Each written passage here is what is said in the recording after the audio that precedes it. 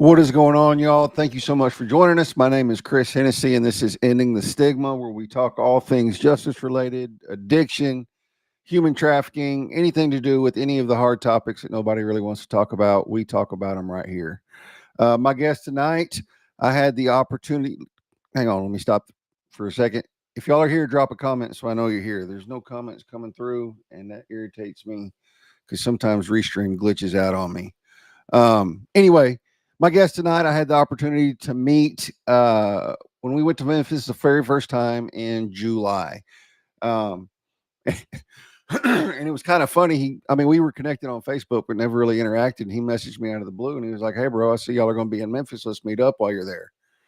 And so I texted Ben because I had already had like a full agenda. Like Ben had texted us.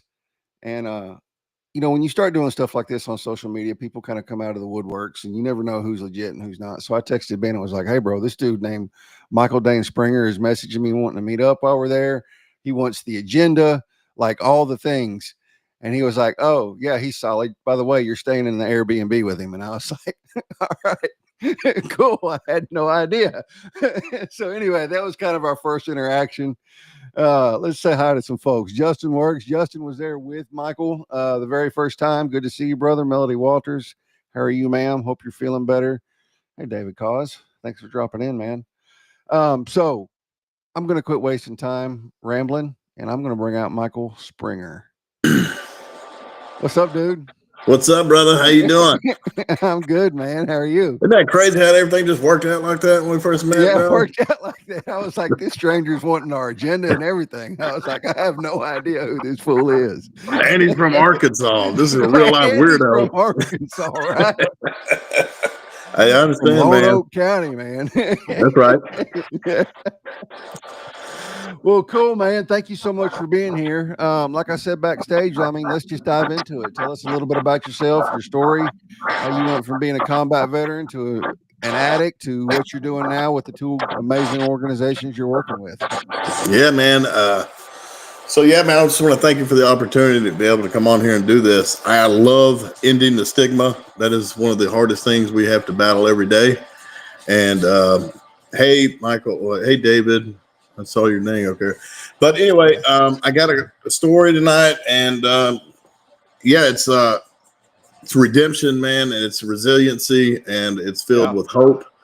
And I'm from a small town in Gravel Ridge, Arkansas, and my last name is Springer.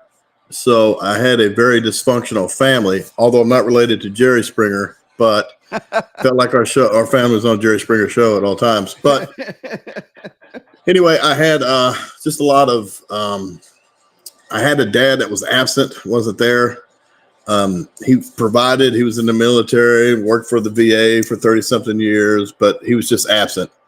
Had a lot of abuse, had a lot of mental abuse, had sexual molestation. And, as a someone, when you're experiencing childhood trauma, and I believe, people say, "Oh, marijuana is a gateway drug." No, it's trauma. And that's where it comes from most of the time. Yep. So I was there, and you developed this defense mechanism called blocking out. I don't know if I can cuss on here or not, but if I did, I'm sorry. Yeah, just keep the F-bombs to a minimum. Everything. Yeah. Kind of So I was able to block things out, but I was never able to express my emotions or work through my emotions was my problem. And anyway, as time went on, I was ended up getting kicked out of my house at the age of 15, and I was put in foster care for the state of Arkansas. And, there was not anyone in the state of Arkansas that wanted a 15-year-old kid that's been in the system. And unfortunately, when we're talking about ending the stigma, we are always judged by what's on paper. And all they saw is they did not know that I came from a middle-class family and was just put in foster care. All they saw was a 15-year-old kid in the system. No, we don't want nothing to do with that. So there was no place for me to go. They finally came up to me and said, "Hey, how would you feel about living with a black foster family?" I was like, sign me up, because I was in this boys' home called Sunshine Shelter, and it was anything but sunshine. And So I lived with them. It was the greatest experience of my life. Kind of really broadened my horizons, opened my mind to a whole nother world I wasn't used to. And I still see those people to this day. And when I got out of there, crazy story. One of the uncles there. Well, I'll just throw this up real quick. There's a woman there named Miss Edith, and that was my foster mom's aunt. And just that guy works, man. I'm just saying to you. So she comes in and she's staring at me like real weird. You know what I'm saying? I was like, oh, okay. Well, I'm the only white guy here. You know, maybe that was what's going on. You know what I'm saying? Somebody don't belong here type. You know, I didn't know what was going, what the thought process was. So I didn't really make a big deal out of it. The very next day, she came back and she said, hey, come here, let me show you something. And she showed me a picture of me and my little brother sitting in her lap when we were about 3 or 4 years old.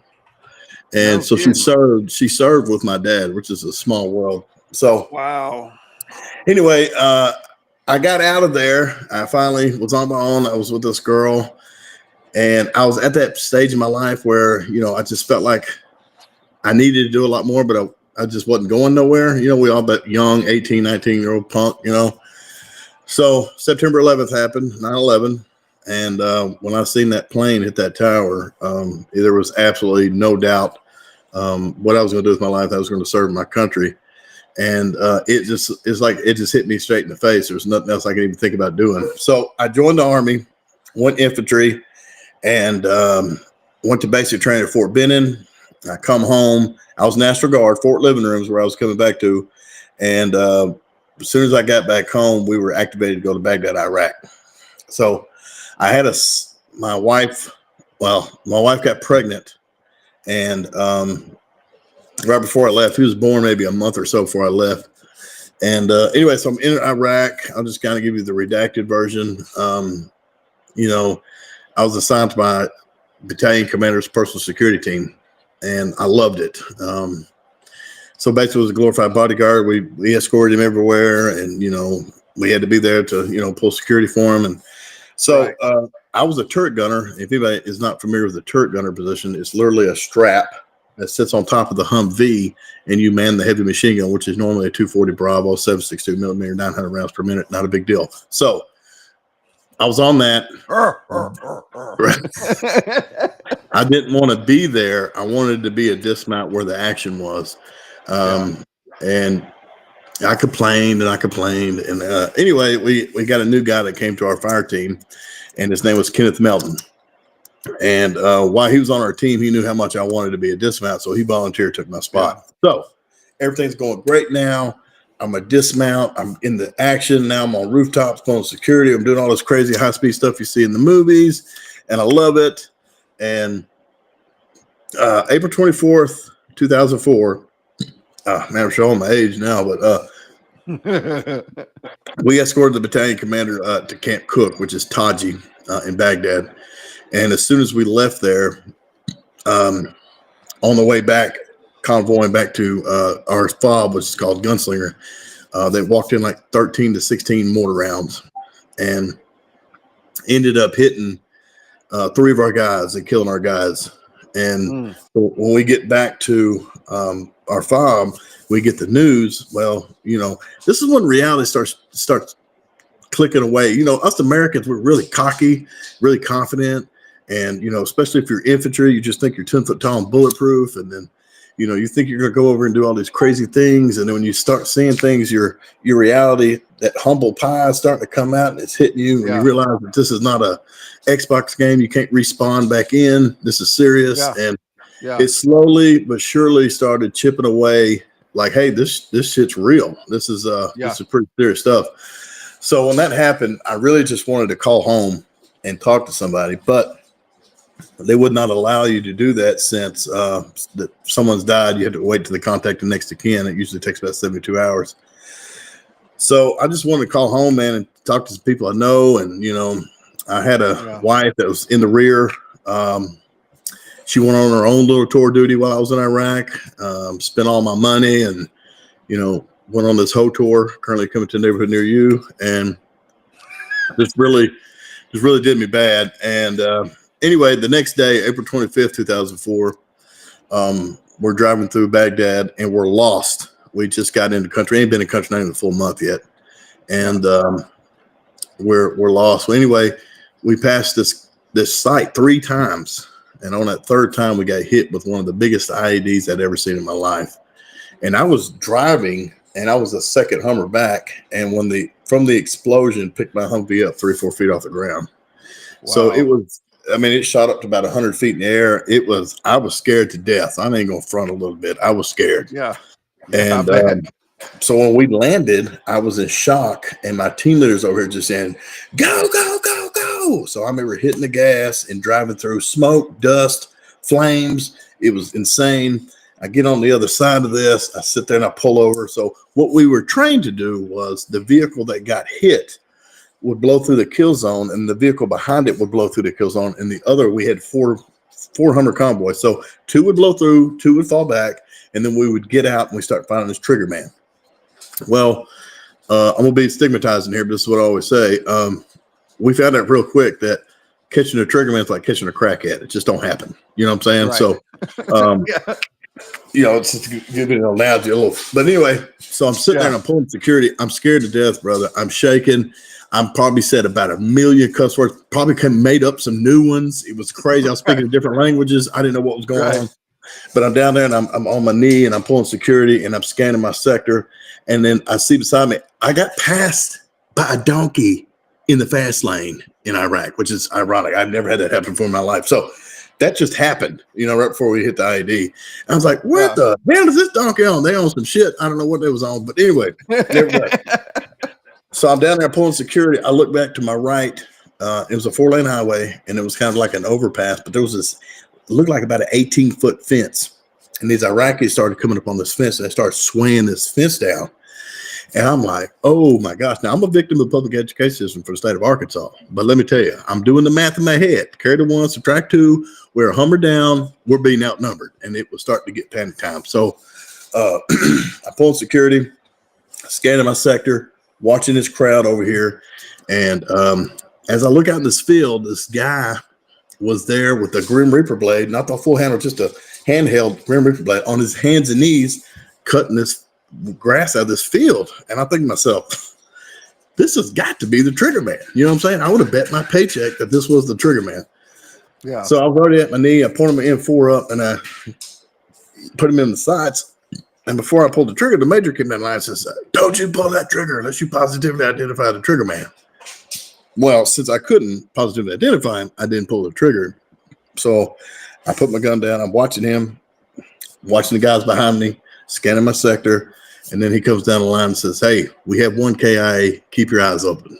And I was just like, whoa, this is when everything got real serious because we're a tight squad, you know, and I'm just trying to figure out who this was. And they actually pulled up a little good distance away from me. So, but when I was when I was in Iraq, they didn't have enough combat medics. They were so stretched, so thin. So what they did was designate out of each fire team a combat lifesaver. And I was the designated combat lifesaver for my fire team. So the major came down the line and says, "Hey, I need a CLS truck."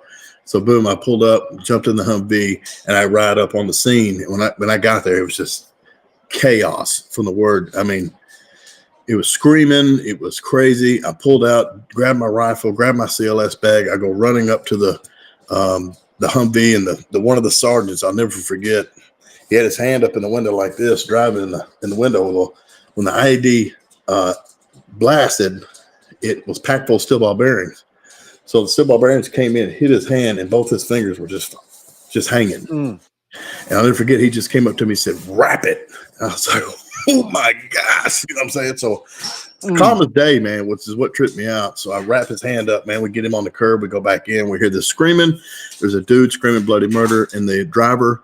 And what had happened with him is when the blast happened, the ball bearings came in, hit more metal, caused more metal, and just shrapnel went everywhere. Well, it went right up under his vest and filleted his back open about, I don't know if you can see, about this much. Yeah. And so he wouldn't allow us to take the vest off because it took this. So they had to cut this guy's vest, which is Kevlar, which is no easy task. I mean, I'm just telling you, adrenaline makes you do some crazy things. So they cut it, opened it up, and then we was able to patch his back. We got him out, put him on the curb. We go back in, and the guy in the back seat had his window up. Now, he had a fully up armored Hummer. We went over there with Humvees from Arkansas. Like I had the Hummer I was in had a canvas top hood, and it had sandbags in a floor bag, top speed 22 miles an hour. You know what I'm saying? Try to get out of a firefight with that in. But anyway, they started slowly incorporating these fully up armored Humvees, and the armor on the glass was like this thick. You know, it was super. So you had two options. You had one option was you could roll all your windows up and be burned to death and smell like a bag of smashed up buttholes in there because everybody's sweating. Or B, you can roll your window down and kind of get some airflow going in. Now, the sergeant who had his window down lost half his hand right there. So we see what happened with that. He had his window up, and it was steel ball bearings all at face level through the glass. Never penetrated through the glass, but man, he was in shock. And, you know, we called his name out, I don't know how many times before he acknowledged us. And, you know, we asked him later and, you know, said all he could think about was his two girls. And I was just like, man, this is a crazy time, right? So we pulled him out. We put him on the curb. We go back in. The guy that was sitting behind the driver's seat had shrapnel on his forehead from all the metal that came in and caused more shrapnel. He was fine besides that, got him out. Well, we went to the turret gunner position, and we couldn't drop him through the turret gunner because there was a lot of dead weight, you know. And so we had to go up on top of the Humvee, and we had to pick him up through the turret. We turned him on his back and then dropped him on the ground, and we tried to do CPR or whatever we could with him. And he died. So the person that died was the dude who volunteered, took my spot. So it was rough. Yeah, I bet. Can't even imagine. So, you know, here I am, and I was just bitching about being a turret gunner position. And this guy volunteer took my spot, and he was ended up killed. Family of 3, great man, never broke the law, true hero. Every time I get on a platform, I always represent his name because he's a true hero, and he will never go without a silence in my book ever. Anytime I get a chance, I'll speak on him. But we buddy man carried him to the back of my Humvee, and we laid him in the backseat of our Humvee. Now we had 3 wounded and 1 KIA. And so we had to get to an aid station because we had all this wounded. So we got in the Humvee and we left, and we're driving, and I'm scared to death, man. I'm still scared. My adrenaline was pumping. It was just a chaotic scene, man. I couldn't even describe it to you in words, really. But we're driving, and we're going through Baghdad, and we finally pull up to this place called Martyrs Monument, and we pulled in there, and they're telling us at the gate, we don't have an aid station. You got to back up, go to the green zone. And in order for us to do that, we had to pass the crash site again. So the way it was in Baghdad was we had barriers put up, and everything was a maze. You know what I'm saying? Yeah. And we pulled up, and I passed the crash site. As I'm driving up on this crash site, man, we had to do this U-turn to get around, and it was on this 4-lane highway that was over here to the left.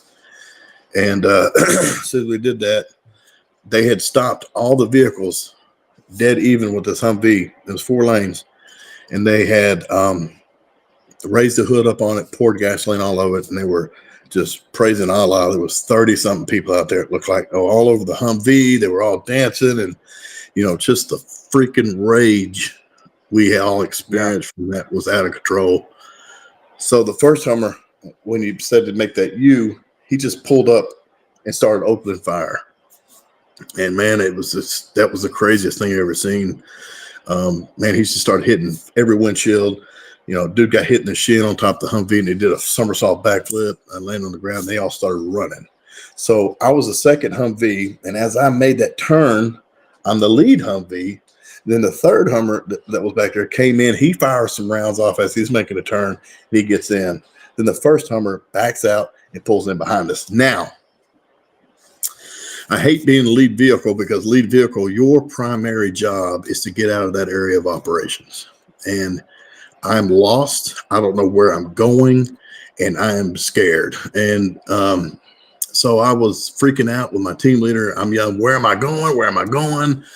And he's on the radio. So let me paint a picture for you.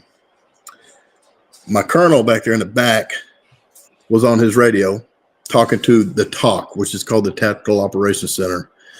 They have the GPS. They're watching us. He's telling us where to go, relaying it to my colonel. Then my colonel gets on the other radio, relays it to my team leader, which then he relays it to me, all in real time. So it was. Well, that's like a bad game of telephone. Bro, it was terrible. It was absolutely terrible. So as I kept driving, I come up on this place and I'm waiting. It's a tense, very tense, man. And they said, turn right.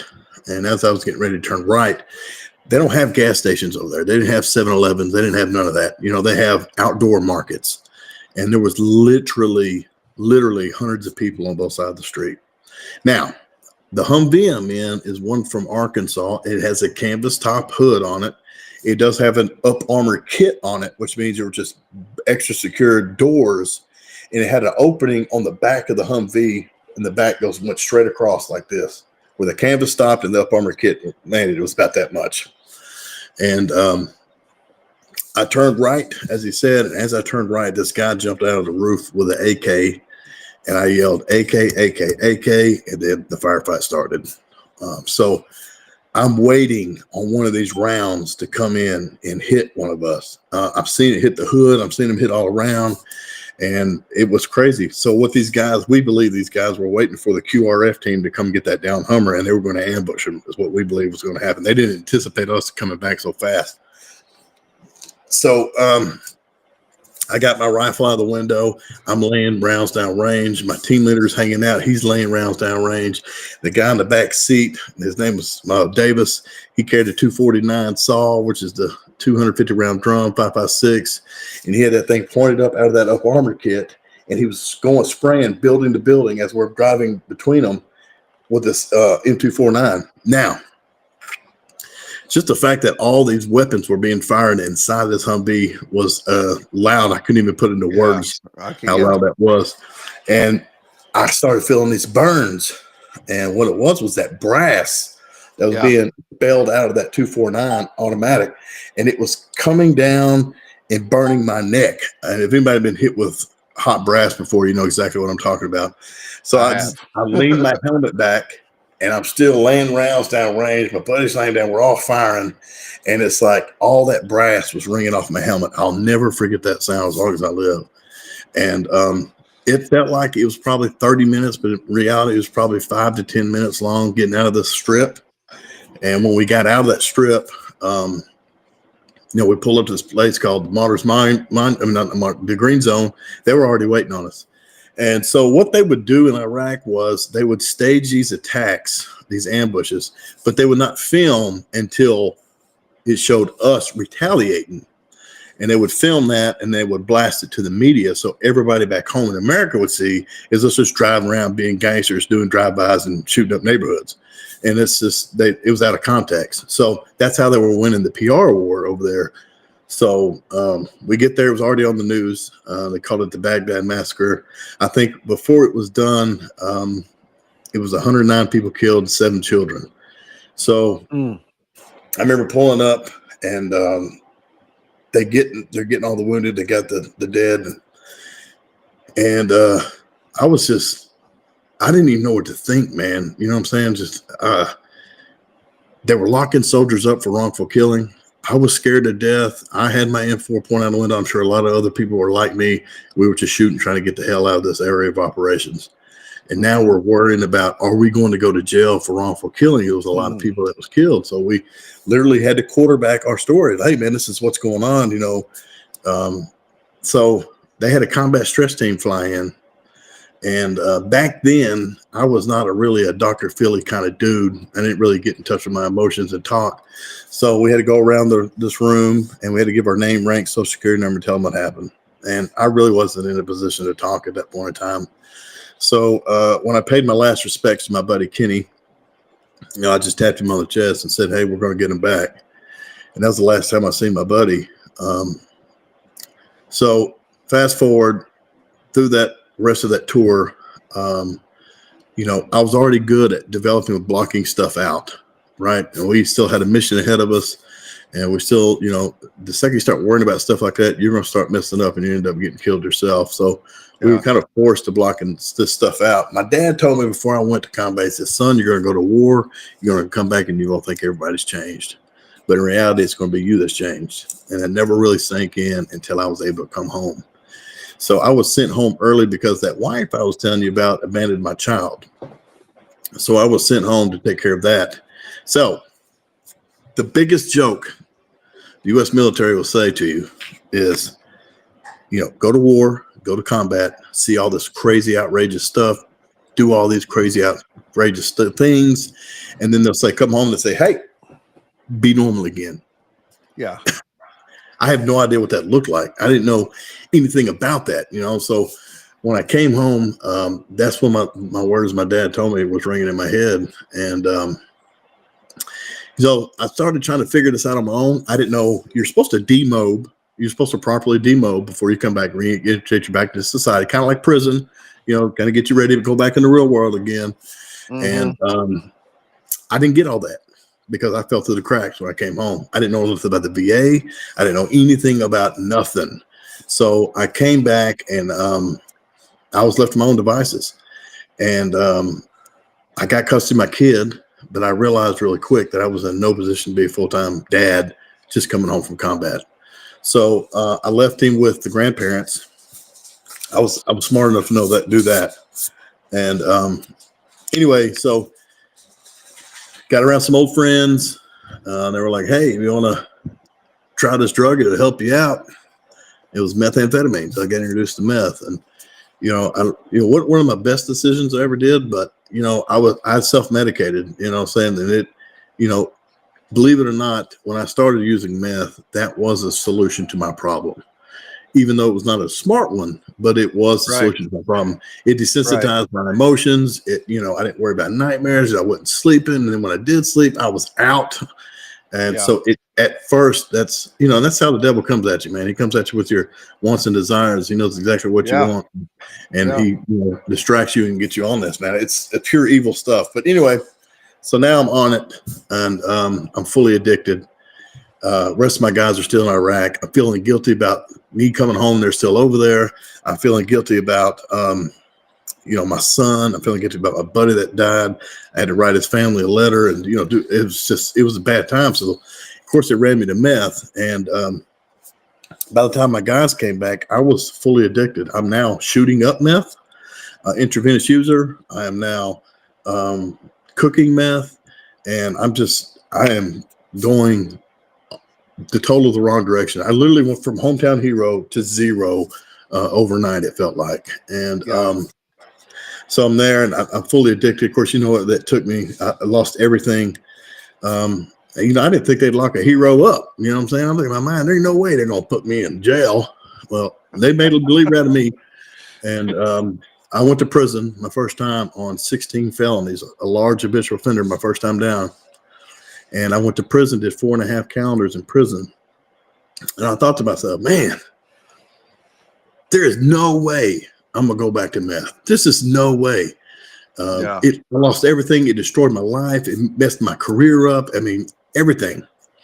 But I figured out that it's what I call acting on an emotion.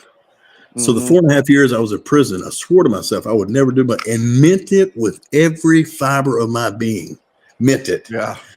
And for 4.5 years. And then when that parole letter came in and it says I had made parole, I had subconsciously caught myself looking for veins in my arm that quick. So really, I had mentally relapsed before I'd actually relapsed in prison. Yeah.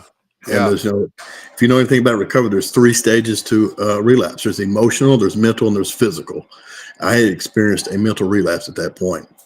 Yeah. So anyway, got out, tried to do good for a while, but as soon as I'm not dealing with my problems, I'm not dealing with the issues that led me to using in the first place, and it always will win. I went back out and used again, and I was going to college at this time, and I had custody of my son, and then I got with this girl. And of course, everything happens from there, and now I'm back to shooting dope again, cooking dope, and I go back to prison again. And I did 17 months, 19 months or something like that the second time. And I was out the gate by 8 and the spoon by noon. And I'm hitting the ground running again. and ended up getting busted. The last time I got busted with 197 grams of methamphetamines in Cabot, Arkansas. And while I was sitting in jail at Lone Oak County Sheriff's Office, which was crazy, I remember hitting my knees and just saying, God, I cannot do this. It was the last thing I tried, but the first thing that worked. God,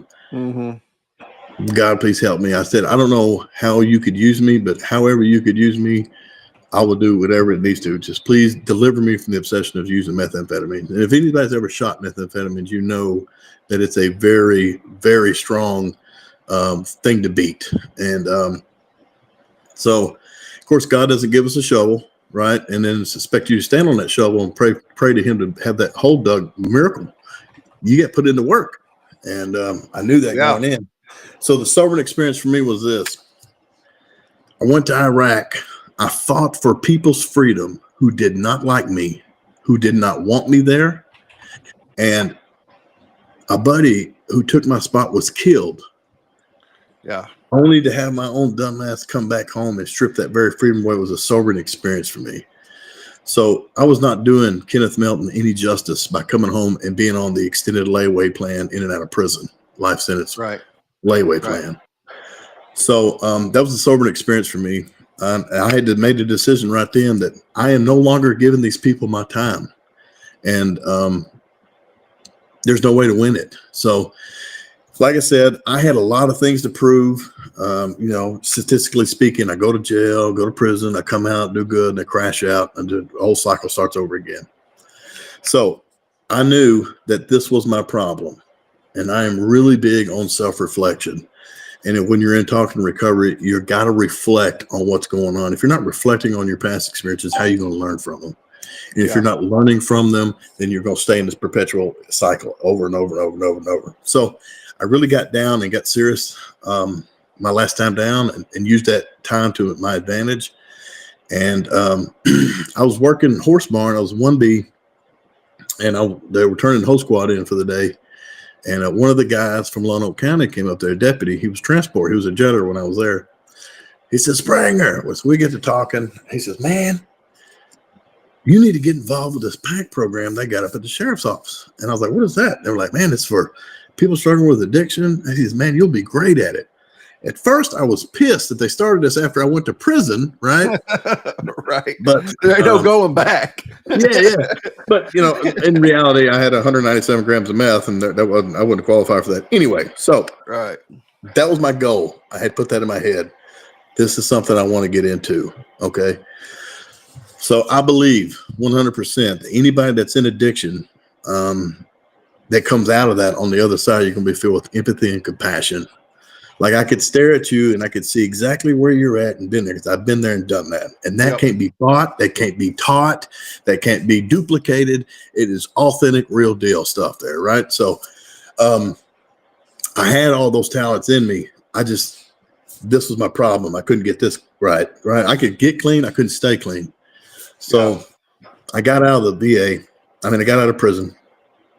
And I went up to the sheriff's office 3 times. And I asked to talk to the sheriff, and I got denied 3 times of even talking to him.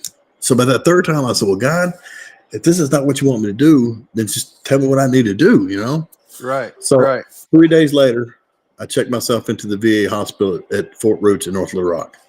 And I had entered a PTSD program, which is a post-traumatic stress disorder program, intensive inpatient for 8 weeks. This was my 3rd time doing this program.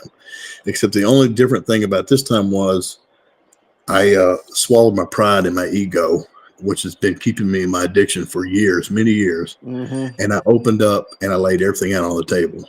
And I cried. And it was the first time I had actually felt anything without having to go get high. And if there was at one time in my life, if I'd even thought about that situation that I just told you about, that I would have to go get high, I couldn't deal with it. Anniversary dates, anything like that would get me up. I'd have to go get high. So it was the best thing that saved my life, man. It saved my life. I got, I used to joke, this is how God works too. I think he's a comedian sometimes, but my excuse was going through the VA that I would never open up. Like, I voluntarily raised my right hand and I swore it took an oath to protect my country against foreign and domestic, right? I go to war because that's what my MOS says. And then when I go to war and then I see all these crazy things, knowing full and well what my job entailed, to come home and sit in front of a young boy who don't even have hair on his chin, who's never been in the military, and complain and cry about the things that happened to me while I was in Iraq. It just wasn't in me. My pride would not allow me to do that. Yeah. So to get something you never got, you got to do what you never done. And so I opened up and got open with it, got transparent, and it saved my life. And the funny thing about this is I had one-on-one counseling with this guy, and he was looked like he was 22 years old with no hair on his chin, and never been to combat, never been to war, and ended up saving my life. So God's funny about stuff like that. But so this type of treatment I was in, I had to sit there and I had to go over the whole story. And I gave you all the short redacted version of it, but I had to go through this from step one to step whatever. And I had to do it over and over and over again. I had to do it on a recording on my phone. And then I had to go back to my room and then listen to it at nighttime, the whole story again. And I'm just like, why would you want me thinking about this? Why am I even talking about this over and over? I just wanted to kick a puppy. I love puppies. You know what I'm saying? It just had me in that crazy space. Right. So, right. But how it broke down to me was like, if you were young and you watched a scary movie and it scared the hell out of you, the more times you watched it, you're no longer scared of it. And so when I started seeing that, making that connection, it started all making sense, and it empowered me and no longer had control of my life. So I left that VA, and that saved my life. So I get out of the VA, and I'm still at this, I didn't go back up to the sheriff's office because I got turned down 3 times. I thought that was over with. I was like, okay, God, if this is not what you want to do. So I get down with the VA. I'm back home, and I was just having nothing to do. I was worried about going back to that same cycle. It was boredom. It's what number one thing that sent us back out there. And so I had some people call me, some guys I was in Iraq with, and they were just reaching out to me all the time. And they were kind of filling me out. I felt like they were interrogating me over the phone. I had no idea what this was about. Why aren't we doing this? So I finally get a call from a guy named Michael Brooks, and he was, me and him served in combat together.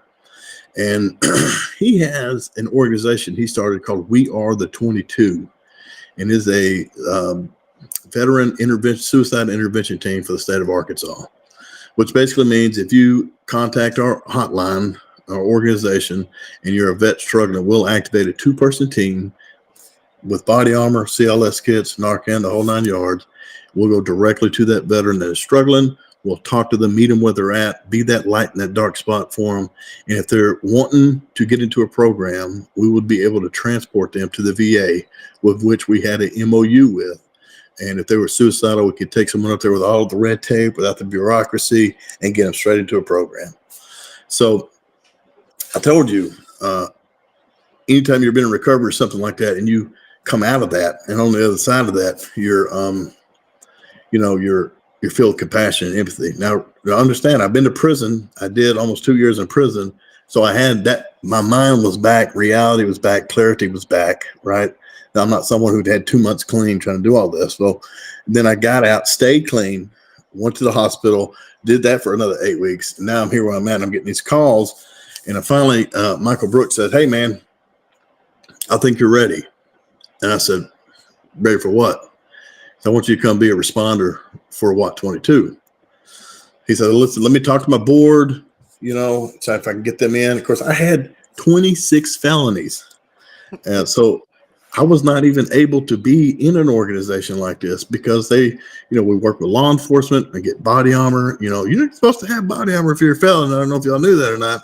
But anyway, it all works out. This is all God here, man. So I get into this organization, and I was like looking for that second chance. And when I got that, I never looked back. And I had 16 responses I did that first year. I was all over the place, man. I was a monster. And I loved it. It gave me a sense of purpose. It gave me that mission. And, when I lost that, that's when everything went to hell for me because, I went to Iraq. I was doing this. I knew my job. I understood what was happening. Then I come home again. I'm lost.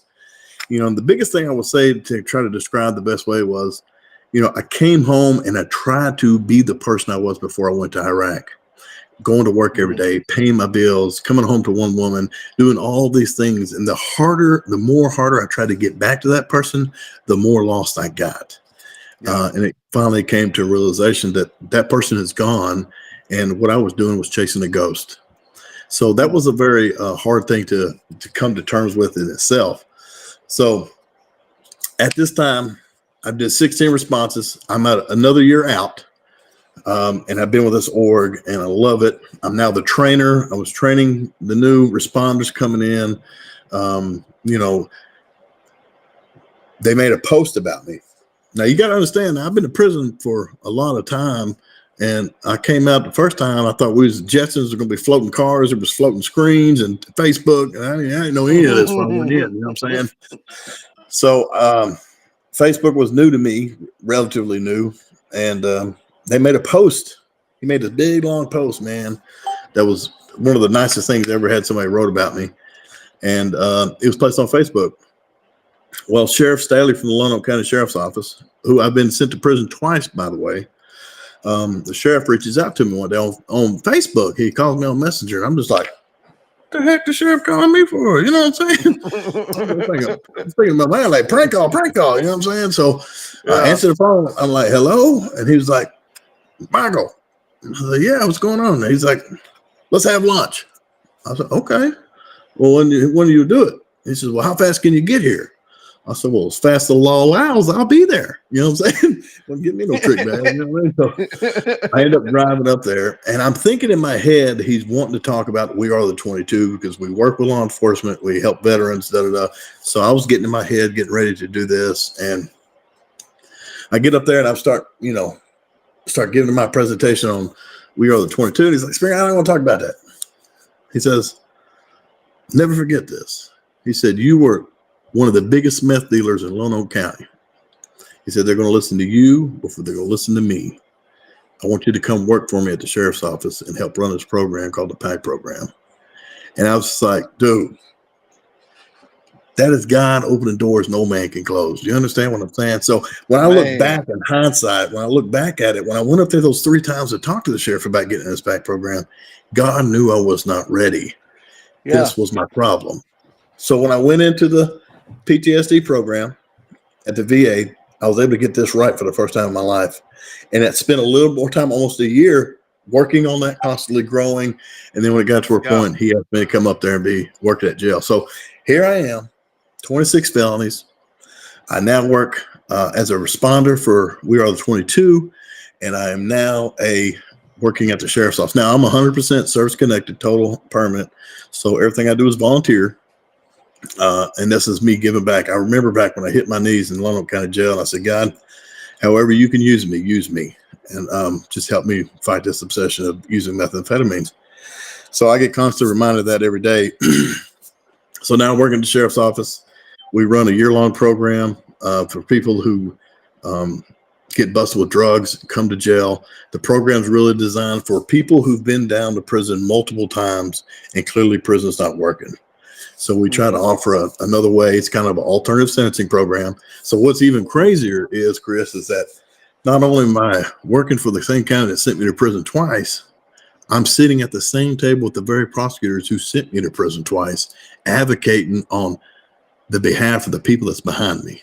And I had the greatest working relationship with these prosecutors. It's funny. So apparently when you're not breaking the law and you're not doing a bunch of crazy stuff, the people actually like you, and they see you as who you are. And it's just crazy concept, So I have a great working relationship. They call me. The judge who sentenced me to prison last has actually asked me to come out and be a guest speaker at one of his drug court graduations. I mean, guys, God is opening doors I never thought would be open. I went from sitting in a prison cell to the things I'm doing today. It's just still crazy to me. I can't even fathom it. So I went from there. So I'm working there, and my wife works for Children's Hospital here in Arkansas, and they had a hospital gig they were opening up in England and London. And she got to go. So I was going with her. You know what I'm saying? I was like, hey, yeah, let's go. You know, so I'm in England and I get introduced to a guy who his name is Kirk, and he is the drug director for the state of Arkansas. And he calls me and he says, hey, I hear your wife does the same thing my wife does. We're going to be in London. Let's have lunch. Now, let me give you a little backdrop on this dude. This dude was what they called the leader of Group 6. And he was the boogeyman for people like me when I was selling dope. And he was relentless. You know what I'm saying? So he had transformed from that lifestyle to recovery. And Arkansas's got this new thing. He went to a conference up north and he came home and he brought this concept of peer recovery to the state. And it's really changed the game of addiction here in our state, which is great. So I'm a peer recovery specialist for the state of Arkansas. And I work for the sheriff's office. I help any veterans I can. I'm there and he says, hey, man, I got this new gig I want you to look into. I think it'll be right up your alley. I was like, okay, what's that? And he says, well, they're out of Northwest Arkansas. They're called Camp Alliance. And what they're doing is, you know, what he pitched it to me was, I'll be doing Narcan trainings. You can be your own boss. I will supply you with the Narcan. You give me the numbers. We're good. I thought, okay, that's not bad. I can do some Narcan trainings and stuff like that. So anyway, when I get back, he says, let me see if they're legit. If they're legit, I'm going to hook you up. So after a month or so after I get back, I get linked up with her, and it was a game changer. I sat down. It was crazy. This is another way God works. We were just going to do Narcan trainings. When I sat down and she said, hey, tell me your story. I don't think she was ready for all that I unleashed on her. But right. It changed her mindset on where we're going with this. So under that Camp Alliance umbrella, we have something called Call to Duty. And Call to Duty is going to be strictly for veterans who have lost their mission and purpose and struggling, whether it be addiction, whether it be just not knowing what resources VA has to offer. We're also going around. We got 10,000 kits in the locks and Narcan. We're going around the state. We're doing Narcan trainings for our service members, veterans, and families. We're just knocking this out anywhere we can. It's Operation Saturation. She's trying to get this out in the streets to help save as many lives as we can. And, you know, I got a good buddy with me, Justin Works. Man, he's my best friend. Dude, man. Oh, yeah. He's love that dude. He's a Cab Scout. I just give him a hard time sometimes, but he's still my brother, man. And he's one of my best friends ever. I'm going to get him on the podcast. I'm going to get him on too. I'm going to wait probably a month or two since y'all are working with the same organizations. So it's not two same, you know, it's a different story, but you know what I mean. Yeah. It's not, he's got a great story.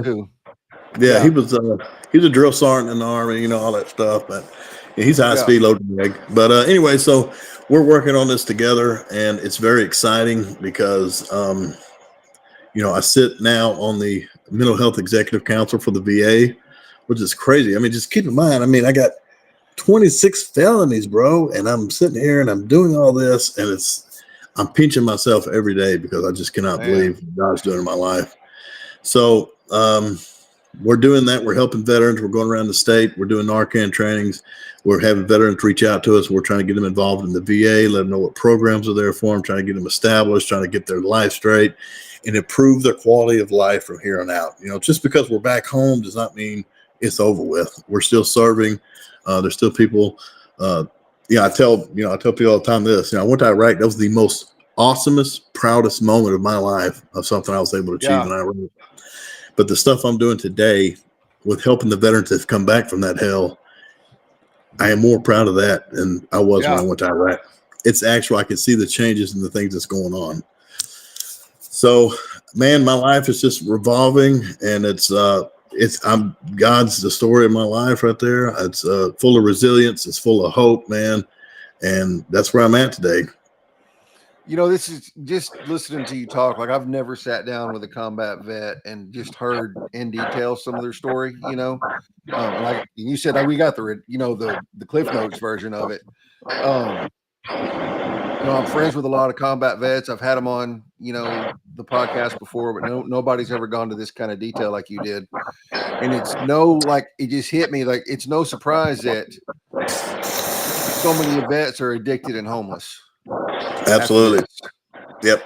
Like, how does somebody that's a kid, like, how old were you? 20, maybe 22? Yeah, that was a baby, man. A baby? Like, how does somebody, I'm 44 and I couldn't even imagine seeing stuff like that. Like, friends blown, like, that is just, I'm speechless, really. But it also makes sense that when you get back, and we all know, like, the VA does a lot of good, but there's also a lot lacking there too in some of the ways they do things. But just to have, and now you're mostly normal. What is normal? You know what I'm saying? What's normal to the spider is chaos to the fly. You know what I'm saying? So I say when we came back and all that happened, a lot of people don't talk about their experiences in combat. I'm gonna tell you what separates me. That's for a couple of reasons. One, like I said, I could not go without thinking about this without having to get high. So it controlled me. And when I was able to open up and talk about it, and I'm able to help people, I have a saying that I believe in with all my heart. People with wounds listen to people with scars. It is very important for those people that are in early recovery or early traumatic events or something like that to attach yourself with people with scars. So with time, with recovery, with God will turn those wounds into scars and put you in a position to help somebody else. So when I tell my story, it comes from Kenneth Melton's a hero, and his story needs to be out there. And he died for our country. Very noble thing, great man. And any platform I get on, I'll always represent him as best as I can. So it's crazy. A lot of us came back. None of us came back normal from that war. It's crazy. Some people handle it better than others. I've seen some people come back and do their whole career and retire and then just plummet and go downhill. It does not disqualify. Right. And it's terrible. Yeah. Yeah, for sure, man.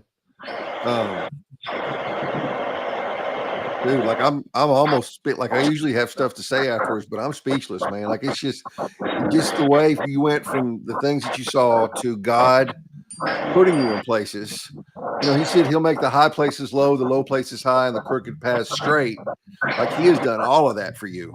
Yeah. Yes. God doesn't call the qualified; He qualifies the called. And I'm nothing special, and I don't think I'm nothing special. I'm here strictly because of God, and He's allowed me to be in these positions, and I've able to help as many people as I can. And this is me giving back all the time that I worked for the devil. I felt like I'm this God's work to me, and that's how I look at it. Yeah. So I got good people around me, like Justin Works, and all our friends. It's all about really it's the people you're staying around. Jesus healed a person just because of the company. That's how important the people you keep around you is. That's how important that is. So positive people, uplifting people doing like-minded stuff, doing like-minded things, and that's where I'm at all times. And I love to help anybody out that I can, and I'm just ready to get it. I stay busy, man. I stay hitting it. Yeah, I see you. I see you on Facebook. You don't ever let the grass grow under your feet, man. No, man. I stay You're moving, posting bro. from a different place every day. So, man, any of your listeners out there, man, I'm Michael Dane Springer on Facebook. Reach out to me anytime. Even if you're in a different state, we can get resources for you wherever you're at. We'd love to stay in contact. I'd love to help out in any way I can.